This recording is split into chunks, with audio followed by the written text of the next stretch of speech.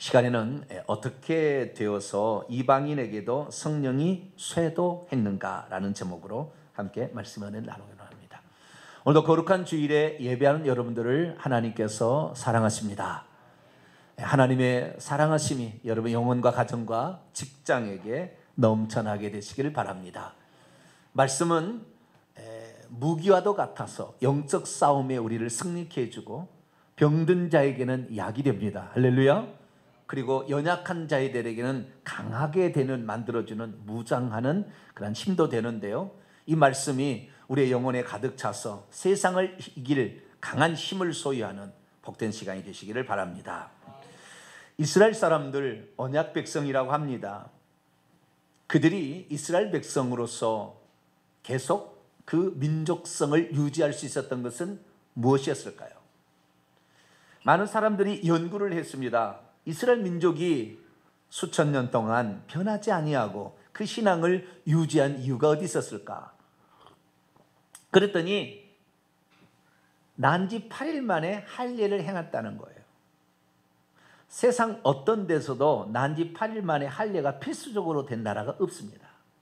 두 번째는 일주일에 하루를 반드시 쉬고 자기의 신 하나님 앞에 경배를 했다는 거예요. 세상 어떤 나라가 유대인을 제외하고 일주일에 하루를 쉬었던 나라가 존재하지 않았습니다. 콘스탄틴 대제가 321년에 일요일을 공휴일로 선포하기 전까지 세상 모든 나라는 날마다 월화수목 금이었지 일요일이 없었던 거예요. 쉬는 날이 없었어요. 이스라엘 나라는 독특한 나라입니다. 그래서 이스라엘 나라를 할례와 안식일이 이스라엘 사람을 만들었다, 그런 말이 있을 정도입니다. 그렇다고 한다면 그 이스라엘 백성 중에서 그러면 참 저 사람이 신앙이 좋다, 저는 참 경건하다 라고 일컫는 사람은 어떤 사람을 그렇게 불렀을까요? 이스라엘 사람은 기본적으로 할례를 받고 안식일을 지키지만 어떤 사람을 경건하다 이렇게 말했던 것일까요? 성경을 통틀어서 그 이야기를 살펴보게 되면 두 가지로 요약이 될 수 있습니다. 하나는 기도요, 하나는 구제입니다. 기도를 많이 하는 사람, 그리고 구제를 많이 했던 사람, 이런 사람을 경건하다 이렇게 일컬어졌습니다. 기도라는 것은 우리의 시간을 드리는 것이라 한다면, 구제라는 것은 우리의 물질을 드리는 거예요. 그래서 우리의 시간과 우리의 물질을 하나님께 드리는 만큼 우리의 신앙도 그만큼 깊고 넓다라는 말이겠죠. 이스라엘 민족은 그렇게 평가를 한 거예요. 특별히 기도 중에서도 금식하며 기도하는 것은 최고로 쳐줬습니다. 그런데 그 이스라엘 민족이 나중에 어떻게 변했느냐? 하나님 앞에 기도하는 시간을 똑바로 갖고, 그리고 구제하는 것, 자신의 삶을 최선을 다해서 나에게 베풀어진 모든 은혜가 내게서 나에게 나온 게 아니라 하나님 은혜라 생각하고 돌려드리자, 그런 마음으로 객과 고아와 과부를 구제하고 이렇게 섬겼던 것이 나중에 어떻게 변하게 됐냐면, 기도를 많이 하면 그 사람이 경건하다, 이제 이렇게 변하다 보니까 어떻게 하는 것이에요? 사람 앞에 보이려고 기도하기 시작한 거예요. 하나님께 진짜 진실로 기도하는 건 어디 가버리고 그 시장 어기나 사람이 보는 데서 두 손 들고 경건한 척 이렇게 한 거예요. 그래서 예수님께서는 마태복음 산상수훈을 통하여 6장에 그 외식하는 기도를 엄청 책망합니다. 너희들이 사람 앞에 보이려고 그렇게 기도를 해서 그 기도가 하나님 앞에 과연 상달되겠느냐? 은밀한 중에 보시는 내 하나님께 구해야지, 뭘 많이 말한다고 해서 네가 기도가 신령한 것처럼 보이는 것은 너 자신을 속이는 것이다, 그렇게 책망하셨어요. 뿐만 아니라 구제를 많이 했잖아요. 구제를 많이 했는데, 구제도 사람 앞에 내가 구제를 많이 한다, 이것 때문에 이렇게 하는 거예요. 참으로 우리 교회는 감사한 것은, 제가 혹시 우리 성도들이 교회를 위해서 봉사를 했는데 내가 얘기하지 않아도 아무런 상처를 받지 않아요. 그게 참 좋더라고. 나는요, 어떤 교회 가면은 자기가 뭘 냈는데 목사님이 이걸 안 알아줬어요. 주보에 안 나갔어요. 그러면 그렇게 왜 안 냈냐고, 왜 나는 이렇게 하냐고. 이 사람은 지금 누구 때문에 냈는지 모르겠어요. 찬조를 하고 음식을 사고 뭘 헌금을 하고 봉사를 하고 떡을 냈는데 화분을 심지어 했는데 왜 내 이름 안 냈냐고. 누구에게 지금 한 건데요? 그러니까 그것이 이게 외식하는 것이 한번 사람에게 칭찬을 드리려고 하면은 이 사람이 외식으로 바뀌는 거예요. 우리는 하나님이 안 보이시라도 우리의 모든 헌신을 받으신다. 할렐루야. 우리 사람의 칭찬이 없으면 하늘의 상급이 더 크다. 할렐루야. 이걸 아시고 은밀한 중에 보시는 하나님께 행할 수 있게 되기를 축원합니다. 오늘 본문 말씀에 그런데 하나님께 진심으로 기도를 드리고 하나님께 정말 하나님을 섬기듯이 이웃의 연약한 자들을 구제했던 한 인물이 등장합니다. 그 인물은 얼마나 그가 기도를 신실하게 구제를 했으면 하나님께서 천사를 보내서 그의 기도에 응답해 주겠다고 약속하는 장면이 오늘 본문 바로 앞에 등장하고 있습니다. 대체 무슨 일이 있었을까요? 그는 유대인이 아니었습니다. 그는 이방인이었습니다. 이방인에 불구하고 하나님께서 그에게 놀라운 소식을 전해주고 또한 그 일로 말미암아 그가 이방인 최초로 성령 세례를 받는 그런 축복을 받게 되었는데, 그는 대체 어떻게 되어서 성령 세례를 받게 되었을까요? 오늘 본문 말씀을 통하여 여러분도 진실하고 그리고 순결하고 정말 마음을 다해서 우리 이 이방인처럼 한번 행함으로 말미암아 하나님이 주시는 그 은혜를 마음껏 누리는 복된 성도가 되길 축원합니다.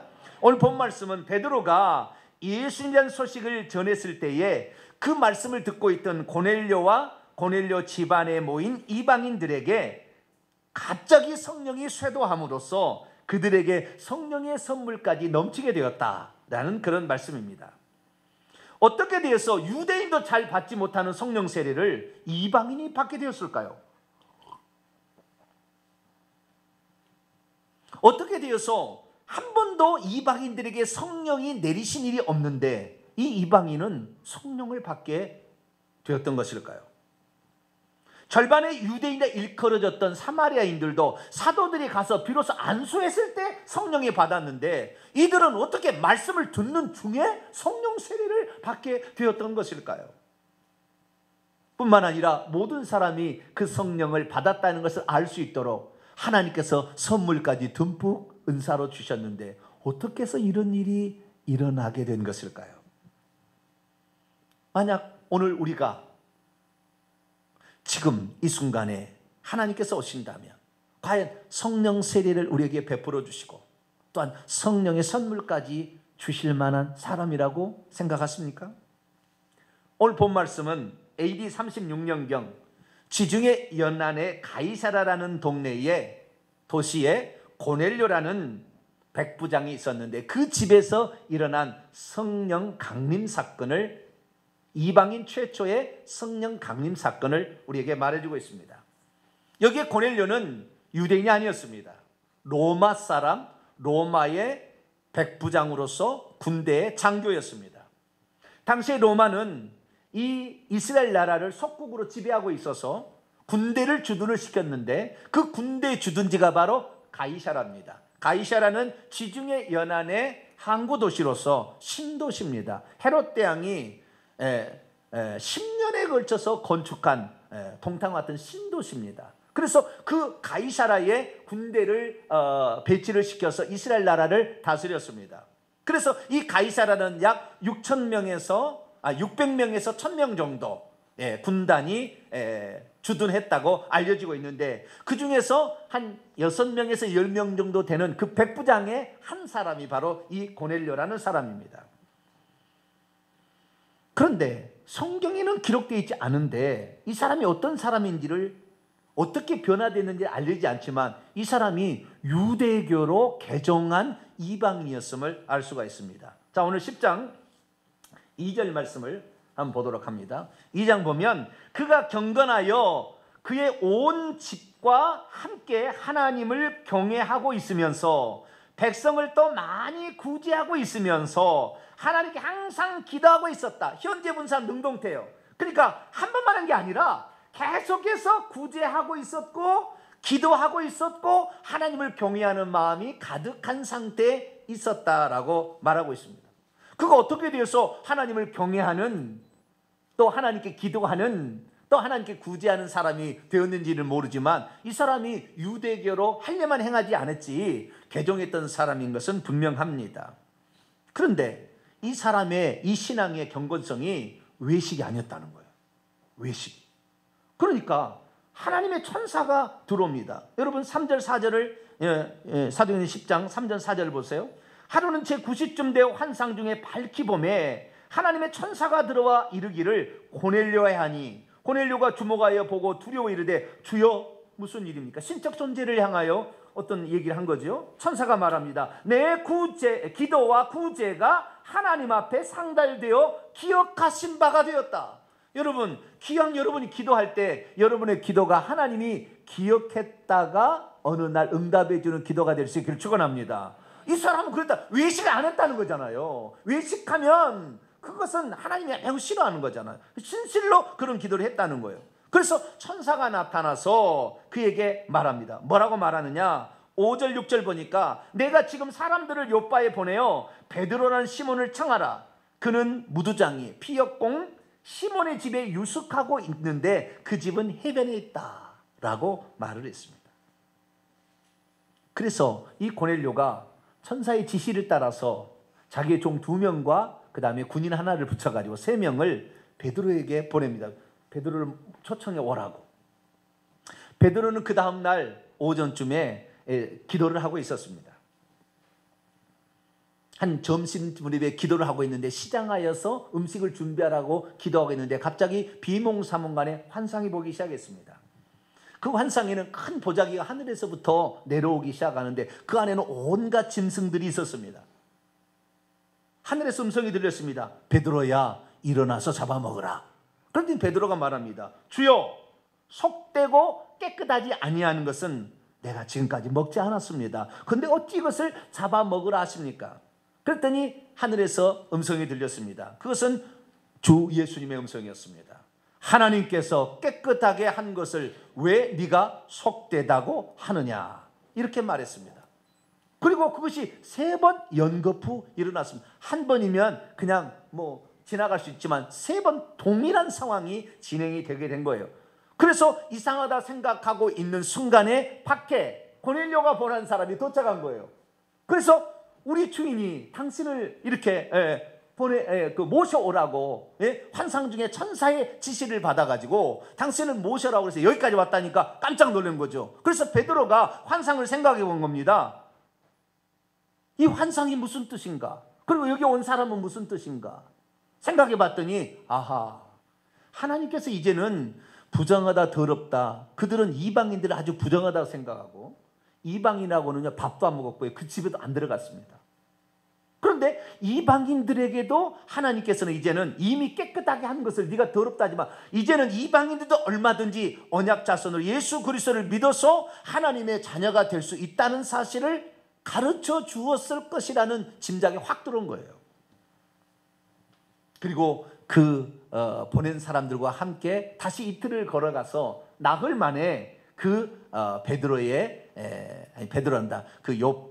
가이사라에 있는 고넬료의 집에 들어가게 된 것입니다. 그러자 이 고넬료가 그를 맞이하게 됩니다. 그는 베드로가 온 것을 보고 밖에 나가서 그를 영접하여 맞아들이는데 그가 엎드려 절하고, 어떻게 여기까지 이렇게 오셨는지 너무 감사하는 표현을 했습니다. 그러자 베드로가 무슨 일로 불렸느냐고 얘기했더니 이 자기가 과거에 일어났던 사실을 얘기를 해줍니다. 그러자 베드로가 하나님께서는 이제 이방인이고 유대인이고 상관없이 복음을 증거하라고 나를 보내셨구나, 그 사실을 깨닫게 되고 그들에게 예수 그리스도에 관한 복음을 전하게 됩니다.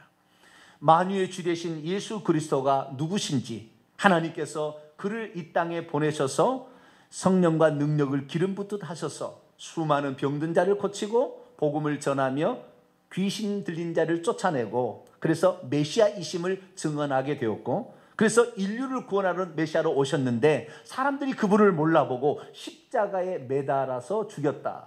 그러나 그분은 죽은 자 가운데서 다시 살아났으니 그분이 살아난 후에 나는 그분과 함께 식사까지 했다. 이런 얘기를 그들에게 들려줍니다. 그리고 장차 그분이 심판주로 오시게 될 텐데 그 심판주로 오시기 전까지 그분의 이름을 믿는 자들에게는 그분이 흘리신 그 피로 모든 죄가 다 용서를 받아서 하나님의 자녀가 된다라는 것을 증명을 했습니다. 그리고 더 얘기를 하려고 그랬어요. 예수 그리스도께서 이 속죄 사역을 완성해서 하늘에 올라가셔서 이제 그것이 진짜라는 것을 모든 사람이 다 알 수 있도록, 모든 사람이 깨달을 수 있도록 당신의 영인 성령을 보내가지고 그것이 확실하게 맞다라는 것을 표적으로 알려주셨으니 우리도 그것을 경험했다라는 것을 말을 하려고 했는데 그 말 하기도 전에 엄청난 사건이 벌어졌어요. 그 말을 지금 이제 예수님께서 그 부활 승천하시고 그리고 그 이름을 믿는 자들에게는 구원을 받는다는 얘기를 끝나자마자 이 말을 하고 있을 때에 놀라운 사건이 벌어진 거예요. 왜? 성령께서 오셨는데요, 놀랍게 오셨어요. 자, 오늘 본 말씀 44절 한번 봅니다. 44절 같이 읽어보죠. 시작. 베드로가 이 말을 할 때 성령이 말씀 듣는 모든 사람에게 내려오시니, 이 내려오셨다는 말을 헬라어 원문은 에피핍토예요. 에피라는 말은 뭐뭐 위라는 말고 핍토라는 것은 떨어지다는 말이거든요. 성령이 그 말씀 듣고 있는 사람에게 갑자기 쇄도하듯이, 이것을 이 에피핍토를 쇄도하다고 이 번역을 해야 맞습니다. 쇄도하듯이 이렇게 팍 내려온 거예요. 그러니까 이 사람들 뭐라고 안 했는데도 이 사람들이 갑자기 성령의 충만함을 받고 방언을 말하게 되고 하나님을 높이 찬양하게 된 것입니다. 믿음이 있어도 말도 안 되는 일이 일어날 때는 자기의 눈을 의심하게 됩니다. 믿음이 있어도 할례받지도 않는 자들에게 성령이 임하는 장면을 볼 때 어안이 벙벙합니다. 믿음이 있어도 예수님을 믿은 후 세례를 받지 않은 자에게도 즉시 성령이 임한다는 것을 보면 깜짝 놀라게 됩니다.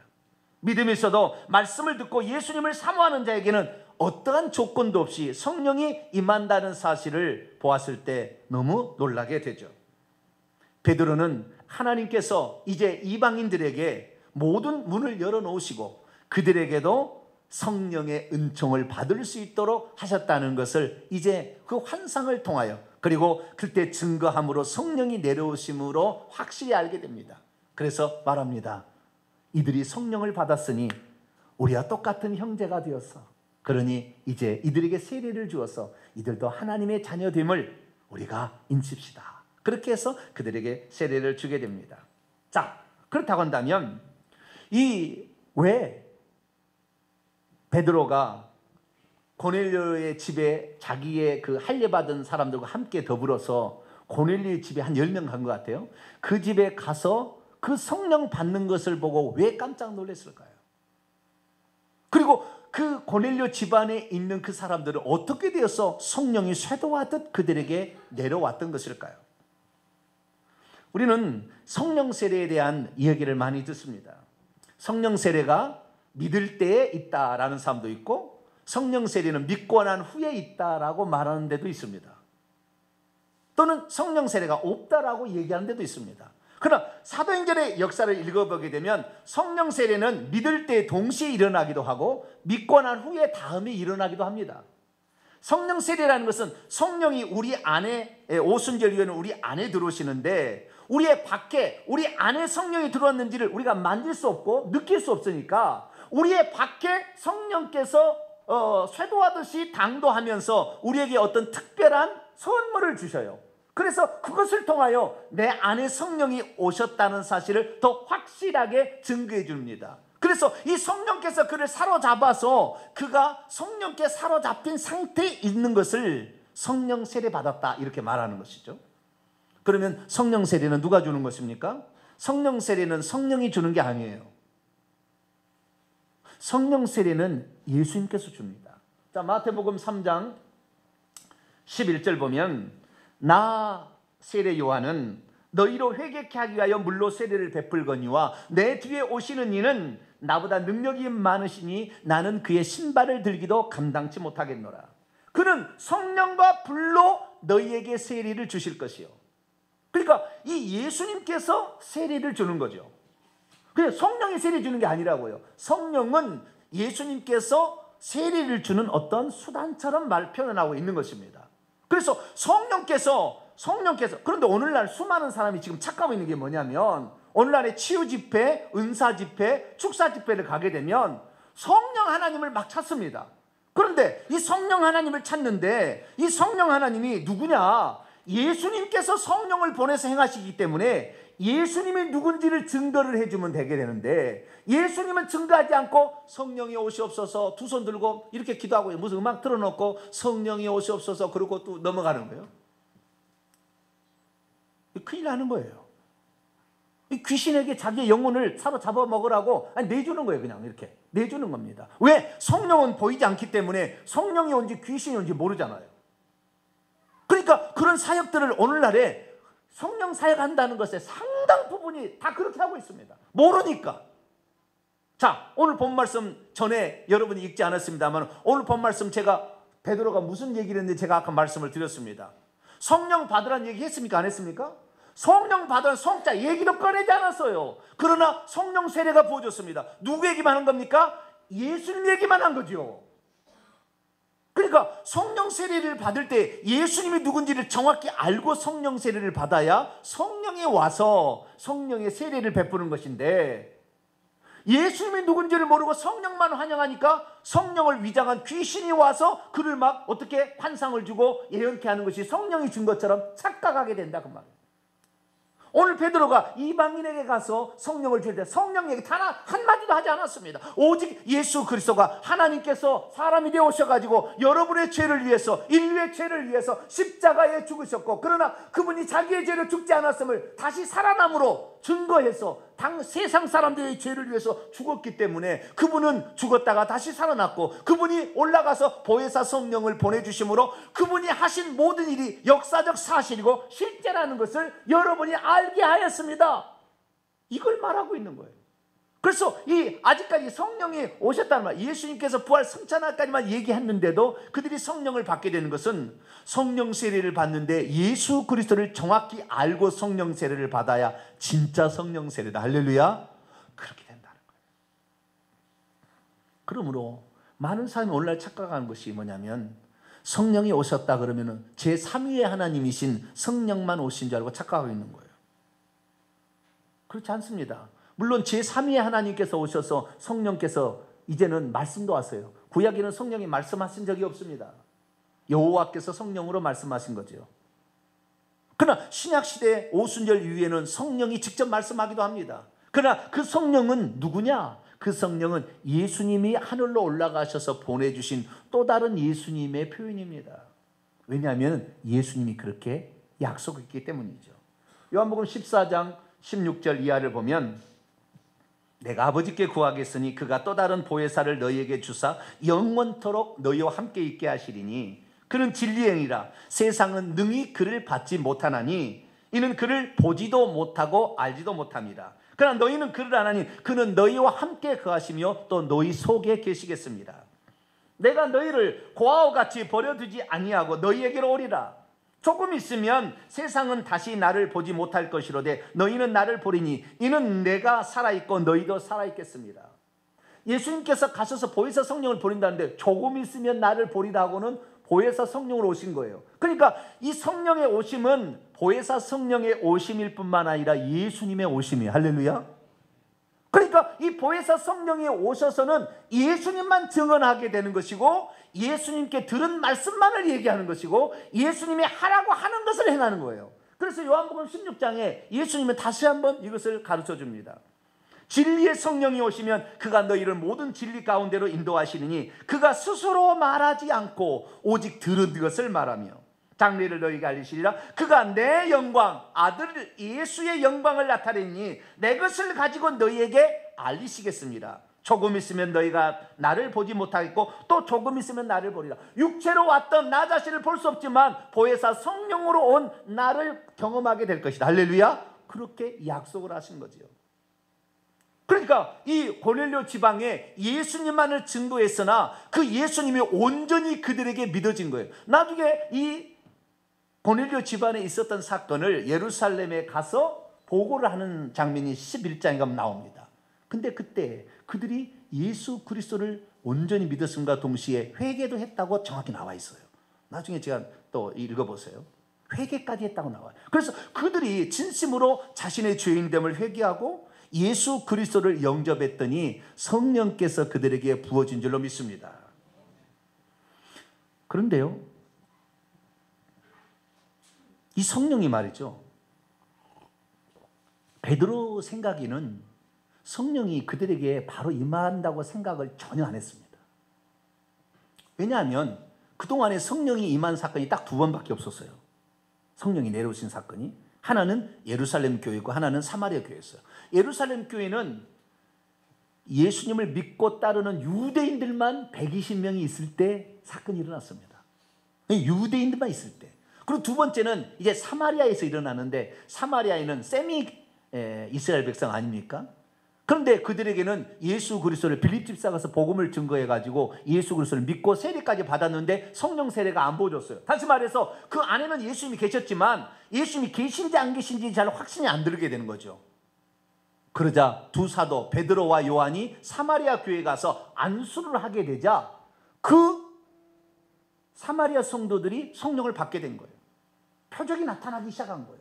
그러니까 베드로가 지금 이방인들에게 가잖아. 이방인에 가니까 내가 가게 되면 예수님을 설명을 해주고 예수님을 믿겠느냐, 영접하겠느냐 물어보고 영접한다면 세례를 주고, 세례를 준 다음에 이제 성령께서 여러분에게 은사를 줄 겁니다. 그리고 은사 집회를 하려고 생각하고 갔던 것 같아요. 그리고 지금 말을 하고 있는데 그들이 어떻게 됐는지 모르지만 그들이 하나님 말씀을 듣자 막 방언이 막 터져버린 거예요. 막 말씀을 하는데 이게 베드로가 말을 하는데 막 방언이 터져가지고 막 이렇게 막 하나님을 막 찬양하고 막 이게 돼버린 거예요. 베드로도 깜짝 놀랐어요. 그 할례 받은 신자들도 아니 유대인이 아닌 우리 유대인들도 언약 백성도 할례를 받아서 우리가 언약 백성 되었고 이런 자들에게 하나님이 특별히 은혜를 주는 줄 알았더니 할례도 안 받은 저놈들이 어떻게 저런 성령이 막 쏟아지는 은혜가 그 나타나는 거 보고 깜짝 놀란 거죠. 저거 아닌데? 여러분, 왜 그러면은 이 고넬료 지방의 사람들에게는 어쩌면 어떤 밟아야 될 절차도 없이 그냥 막 성령이 쇄도하듯이 내려와가지고 그들을 사로잡았던 것일까요? 사실 이스라엘 백성들은요, 구약시대에 성령의 은혜가 더해진 사람은 주여 나는 성령의 은혜를 받기를 원합니다. 내게 성령의 은혜를 주시옵소서. 기도해서 받은 사람 단 한 사람도 없어요. 구약시대라처럼. 하나님께서 특정하게 몇몇 선택한 사람들에게 성령이 내려오셔서 능력도 주시고 예언도 하시고 지도력도 준 거지, 내가 지도력을 가질 수 있도록 내가 무슨 예언할 수 있도록 기도해서 얻은 사람 단 한 사람도 없어요. 그러나 신약에 들어와서는 기도하라 그러면 능력으로 입혀질 것이다. 그래서 이 예루살렘 교회 최초의 교회는 기도함으로 그걸 받았거든요. 그런데 지금 이 사람들이 기도했다는 말도 없잖아요. 이 사람들이 뭐 세례받았다는 말도 없잖아요. 사도들에게 안수도 받지 않았잖아요. 그런데 갑자기 그들에게 성령이 쇄도하듯 쏟아져 버린 거예요. 어떻게 된 것입니까? 우리는 이들에게 일어난 사실을 알아야 되는데요. 자, 그 사건을 잠깐 다시 한번 원문으로 한번 보도록 하겠습니다. 오늘 본 말씀인데요. 베드로가 이 뢰마들의 입말씀을 발설하고 있을 때 성령의 말씀을 듣고 있는 사람들 위에 쇄도하셨다. 위에 쇄도하셨다. 여러분, 쇄도가 뭡니까? 아르바이트를 하게 되면 피자 아르바이트를 하게 됩니다. 그럼 피자 주문이 안 들어오다가 한 11시나 되면은 주문이 쇄도할 때가 있잖아요. 전화가 계속 오는 거예요. 이걸 쇄도한다고 그래요. 아시겠죠? 그 다음에 또 그 축구를 하는 사람 있잖아요. 축구를 하는데 축구 선수가 어떤 기회가 딱 마련하면은 골문을 향해서 쇄도하듯이 달려가서 팍 넣어버리는 데가 있다고요. 그럴 때가 있다고. 그것은 말하면은 잽싸게 아주 엄청난 속도로 그 길에 강타하는 것을 쇄도한다고 그렇게 얘기하는 거예요. 근데 원문이 그렇게 말하고 있다. 성령이 그들을 강타하듯이 때려잡아버려. 온 사람들이 막 방언이 막 팍 터지고 그냥 거기에서 막 하나님을 찬양하고 이 사건이 일어났다는 거예요. 그러자 45절 베드로와 할례에 함께 온 만큼의 많은 할례 받은 유대인 그리스도인들이 이방인 위에도 역시 성령의 선물이 부어진 채 있음으로 말미암아 심히 놀랐다. 이 성령이 안에 있지만 성령이 안에 있다는 것을 보여주는 표적으로서 선물들. 그래서요, 사도행전을 읽어보게 되면 4차례 또는 5차례에 걸쳐서 성령의 강림하신 사건이 나오는데 전부 공통적인 분모가 방언을 말했어요.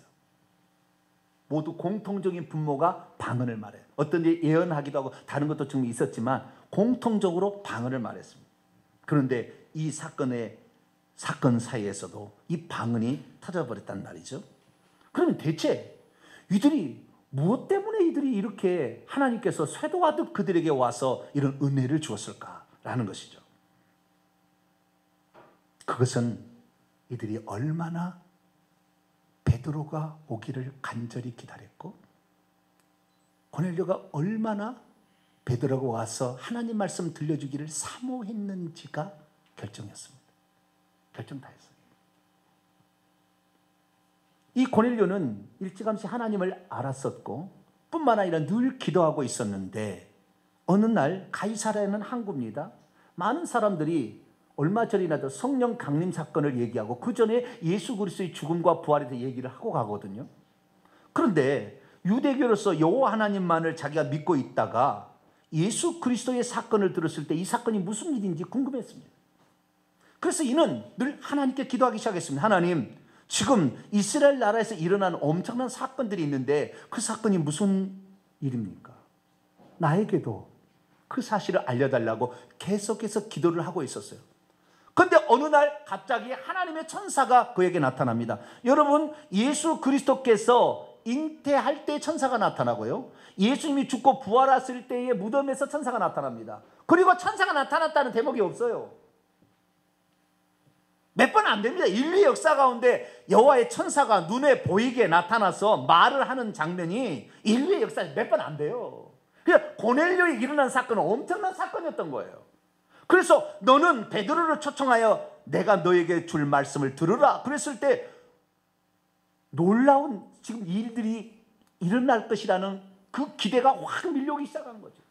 그런데 또 사람을 초청하여 집회를 열려고 그러는데 빌립 집사 같은 이런 집사를 초청한 게 아니라 예수님과 3년 반 동안 같이 다녔던 베드로 뿐만 아니라 그 오순절 날 성령 강림의 설교를 했더니 3,000명을 회개해서 예루살렘 교회를 세웠던 바로 그 장본이 오신다고 하니까 이런 일이 어디 있냐, 이런 일이.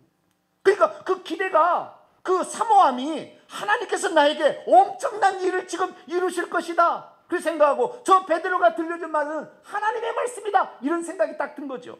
자, 오늘 본 말씀 앞쪽을 잠깐 볼까요?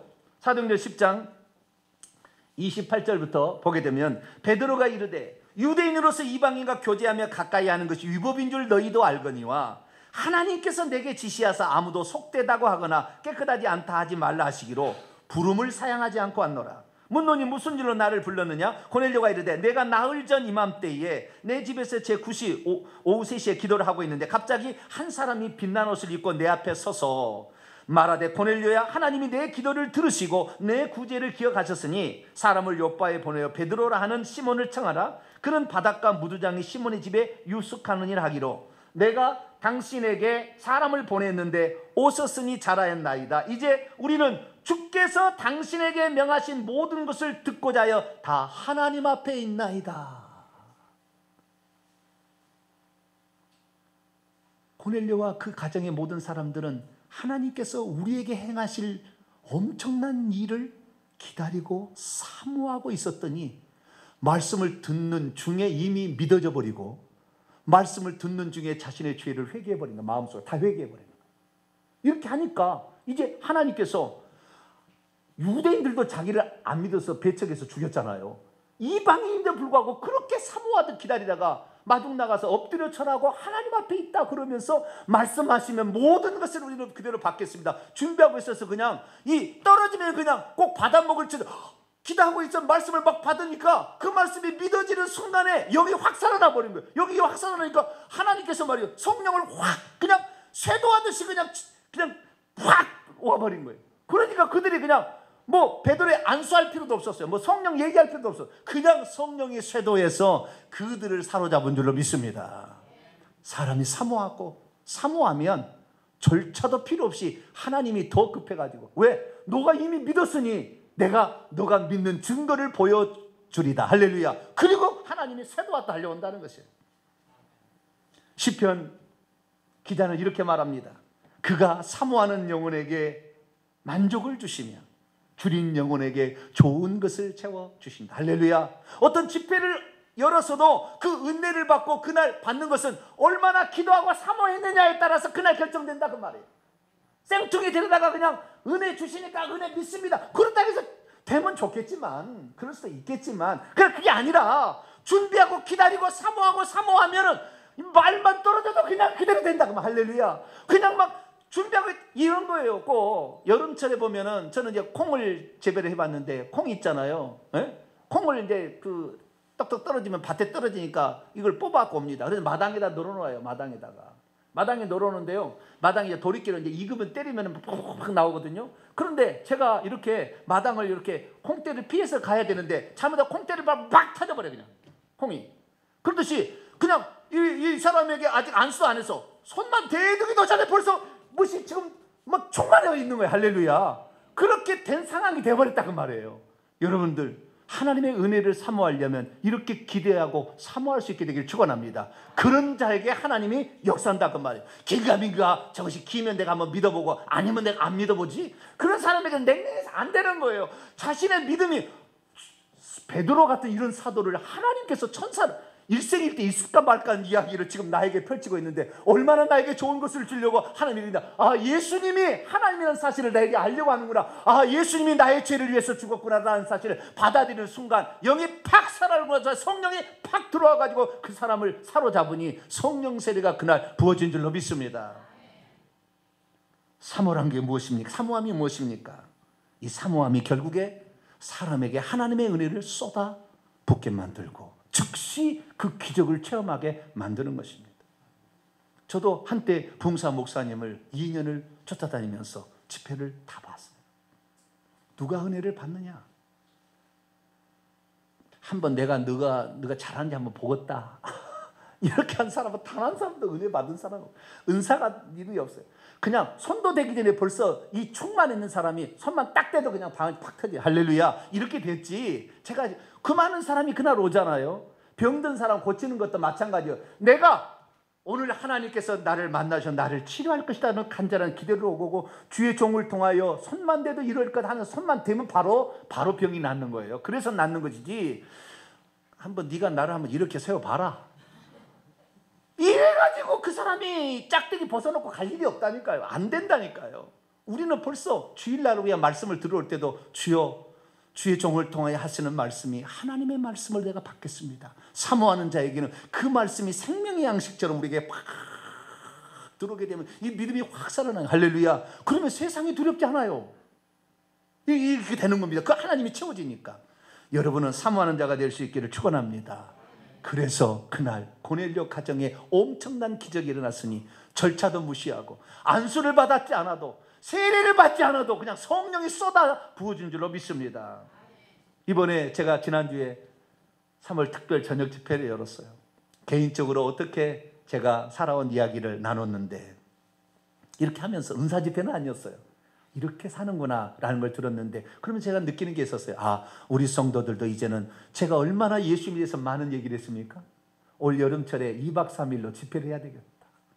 모든 사람들이 하나님의 성령의 세례를 받아서 하나님이 나와 함께 한다는 증거를 받아서 담대히 살아가도록 해야 되겠다.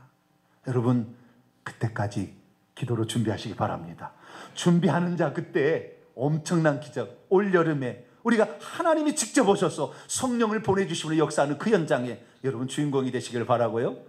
앞으로 항존직 선거를 또 하게 될 텐데, 내가 주 앞에 충성하려면 준비한 만큼 은혜가 되어지고 그 직분을 감당하는 것입니다. 아무것도 없이 그냥 내가 나 되었다 이게 아니라, 준비하며 마음 기도하고 준비할 때 하나님이 역사하시니 여러분 준비하고 기대하고 사모함으로 그 사모함의 주인공이 되시기를 간절히 축원합니다. 거룩하신 하나님 감사합니다. 고넬료 가정 이방인이었습니다.